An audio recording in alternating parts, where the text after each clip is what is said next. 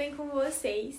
Então, provavelmente vocês já devem ter ouvido falar do país chamado Irã e também já devem ter ouvido falar do antigo Império Persa. Tu só talvez não saiba que o antigo Império Persa é o que hoje é o Irã. Então, hoje eu vou ensinar para vocês a principal história desse país, que é a Revolução Iraniana. A Revolução Iraniana.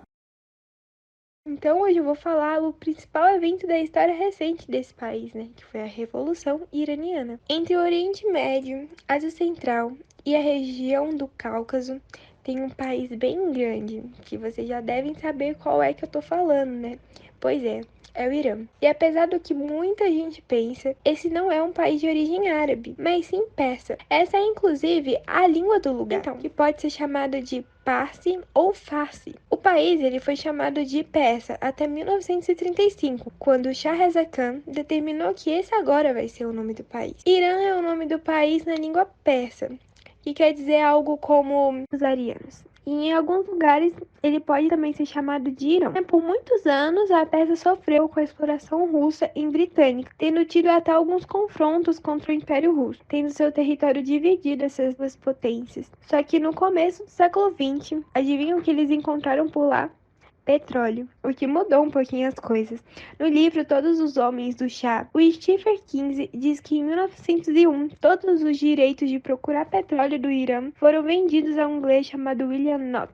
E essa não tinha sido a primeira riqueza do país a ser vendida para um estrangeiro. Só para ter uma ideia, o Shah Nasser al-Din foi assassinado em 1896, depois de ter vendido a indústria do tabaco. Até hoje, o petróleo é fundamental para a economia do Irã e é o quarto maior reserva do mundo. Que a grana desse petróleo não chegava na população e ela acabava ou na mão dos britânicos ou na mão da elite, o que acabava, por aumentar a insatisfação de um povo que já estava bem satisfeito. E aqui que entra o Shah Reza Khan. O cara é um general que conquistou o poder depois de um golpe do Estado, apoiado pelo Reino Unido. Então, ele assume o título de Shah, com X, hein?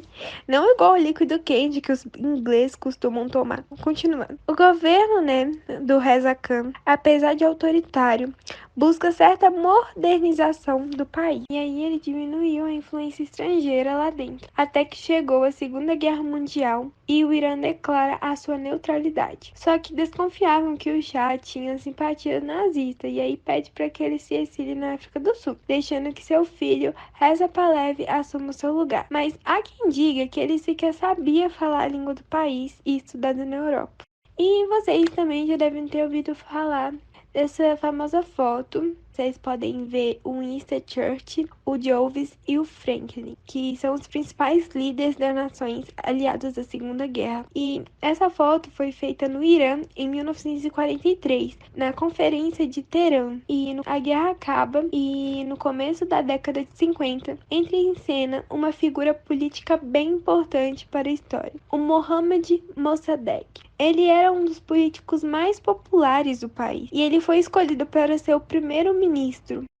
E essa altura é importante saber que o petróleo iraniano era administrado por uma empresa britânica que dava muito do seu lucro para os ingleses, o que fazia com que o povo iraniano se sentisse cada vez mais explorado. E aí foi em 1951, o Mossadegh, cansado de ser passado para trás, nacionaliza o petróleo iraniano e coloca os britânicos para escanteio. Obviamente, os britânicos ficaram putos da vida e odiaram essa situação e promoveram um embargo internacional de petróleo iraniano. E os Estados Unidos não toparam. E apesar de serem grandes amigos do britânico, há vários motivos pelo qual os Estados Unidos não topou isso. Mas aí tem aquela situação, Porque há quem diga que eles tinham medo que o Irã se aproximasse da União Soviética, que era o inimigo dos Estados Unidos em ascensão no momento. Também há quem diga que o presidente Harry Truman não concordava com esse embargo e responsabilizava os britânicos por isso. E também há quem diga que os Estados Unidos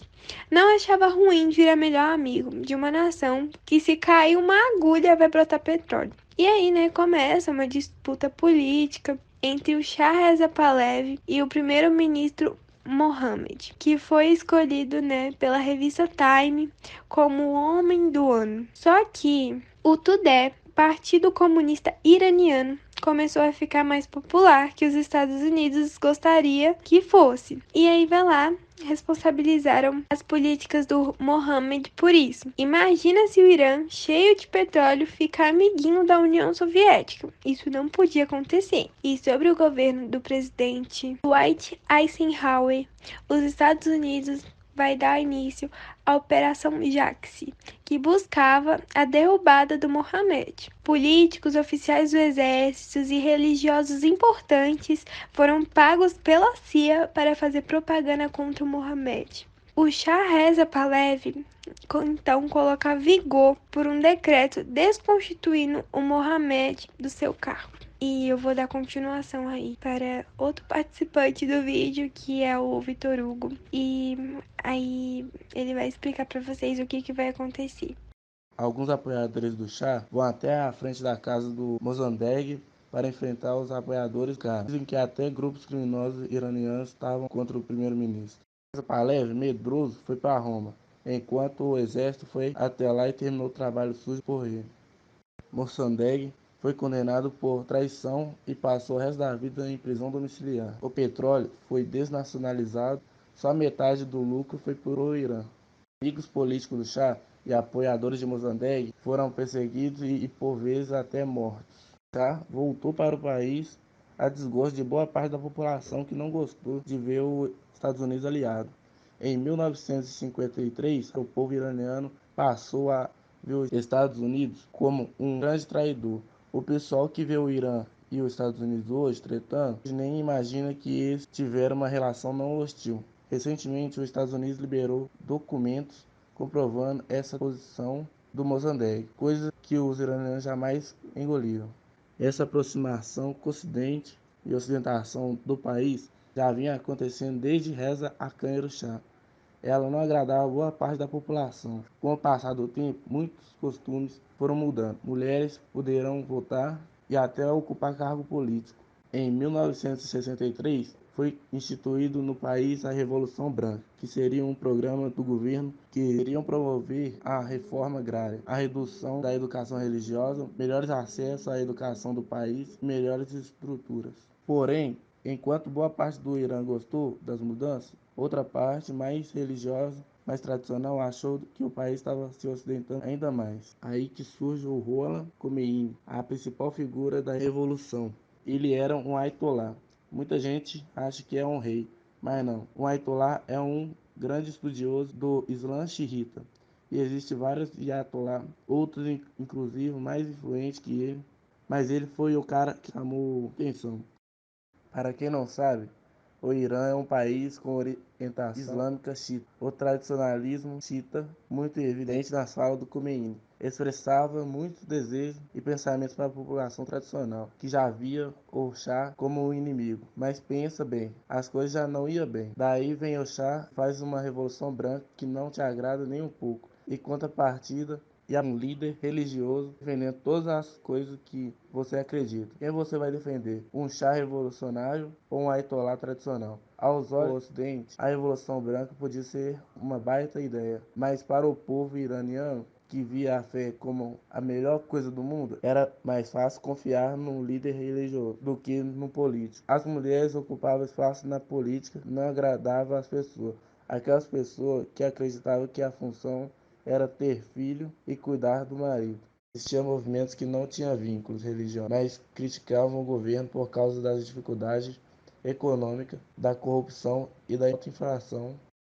A capital, Teherã, acabou ficando muito populosa. Os aluguéis ficaram muito caros, o que favoreceu que formasse ao redor da cidade, e também o que não ajudava a imagem do governo é o luxo que era esbanjado. A festa de comemoração dos 1500 anos do Império Persa foi uma das maiores festas já feitas. Dizem que tinha mais de 5.000 de champanhe e caviar à vontade. A esposa de Shah tinha uma das maiores coleções de sapatos do mundo.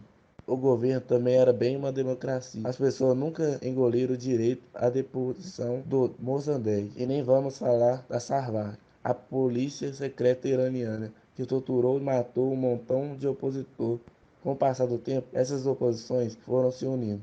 O Khomeini incentivou manifestações contra o Shah. Foi preso e, em 1964, foi deportado. Ele passou em 3 países: Turquia, Iraque e França. Dizem até que na França o governo ofereceu para o Shah um acidente pro Khomeini e botar ele que comeu alguma coisa estragada, propôs até para exigir um Peugeot. Umas coisas assim. A relação de povo e governo foram se gastando, ano após ano. Chegaram a tentar matar o Shah, chegaram a tentar matar o primeiro-ministro, e em 1964 teve a crise do petróleo. Deu uma baixa econômica mundial e o governo não se mostra eficiente em resolver seus problemas, o que nos leva ao ano de 1978, que são 2 tragédias bem marcantes. O primeiro foi um incêndio no Cinema Rex. O que nos leva no ano de 1978, quando 2 tragédias bem marcantes aconteceram. A primeira foi um incêndio no Cinema Rex, onde 4 caras atearam fogo no cinema e prenderam 420 pessoas lá dentro. Apoiadores do Shah, dizendo que isso foi obra de revolucionários religiosos, que não viam o cinema com bons olhos, enquanto inimigos no Shah cruzavam a salvar que queria matar opositores. A segunda tragédia foi a Sexta-feira Negra. Protestos já vinham acontecendo e desagradando o governo, até que no dia 7 de setembro, a multidão se junta em uma praça inteira, parte exaltando o Khomeini e parte criticando o Shah pedindo sua saída. É instituída uma lei marcial e no dia seguinte forças do governo entram na praça metralhando todo mundo. Tem fontes que dizem que morreram 90 pessoas e tem fontes que dizem que morreu 4.000. Meio difícil saber. Greves e protestos gerais estavam acontecendo cada vez mais. A SAVAK continuava violando os direitos civis e descobriu que muito dinheiro do Irã estava sendo desviado para a conta particular do Shah. Até o exército estava se desencantando com Reza Pahlavi. Alguns historiadores definem que o início da Revolução Iraniana aconteceu ainda antes desses eventos, no dia 7 de 1 de 1938, quando saiu uma publicação no jornal falando mal do Khomeini. Explorar os trabalhadores, tudo bem. Violação dos direitos humanos, eu aceito. Inflação batendo no teto, dá para aguentar. Levou pouco mais de um ano para o Shah não aguentar mais essa pressão e no dia 16 de janeiro de 1979, ele foge para os Estados Unidos dizendo que vai tratar um câncer e deixa o primeiro-ministro no comando. E aí, não demora para o Olar Khomeini voltar do exílio na França e ser recebido como um grande herói. Há quem diga que 5 milhões de pessoas foram lá receber o cara. No dia 11 de fevereiro, Khomeini assumiu como líder da nação, colocando fim no governo do Shah. A Revolução Iraniana, por vezes, é conhecido como Revolução Islâmica. No Irã, se tornou uma república teocrática, com leis baseadas no Corão, como a famosa Shashira. No dia 11 de fevereiro, Khomeini assumiu como líder da nação, colocando fim ao governo do Shah. A Revolução Iraniana, por vez, é conhecido como Revolução Islâmica. No Irã, se tornou uma república teocrática com leis baseadas no Corão, como a famosa Sharia. A Constituição foi abolida e a vida no país mudou muito. Filmes ocidentais passaram a ser proibidos. Música só pode se for religiosa. Aconteceu uma islamização de toda a educação, desde a infantil até o ensino superior. Beijar em público era passível de chibatada e mulher adúltera seria apedrejada até a morte. No Irã, as meninas com 13 anos podem se casar e os meninos com 15. Se a família apoiar, podem ser ainda mais jovens. O hijab passou a ser obrigatório, independente da religião ou nacionalidade, e quem roubasse teria sua mão decepada. Não vamos esquecer do incidente na Baixada Americana no Irã, em 1979, retratada no filme Argo. O Irã não se tornou um exemplo de estabilidade depois da Revolução SAVAK chegou ao fim, mas várias perseguições aos opositores aconteceram e rebeliões foram sentidas em todo o país. Grupos mais radicais e grupos mais moderados se enfrentaram, tendo os radicais vitoriosos. Os caras chegaram até a enforcar o líder do Partido Comunista no país. A autoridade máxima do Irã não é o seu presidente, mas sim o seu líder religioso, que em 1919 era o Khomeini. Depois da morte dele, quem assumiu foi o Ali Khamenei, que é o líder até hoje. E na década de 1980 também foi bem difícil para o Irã.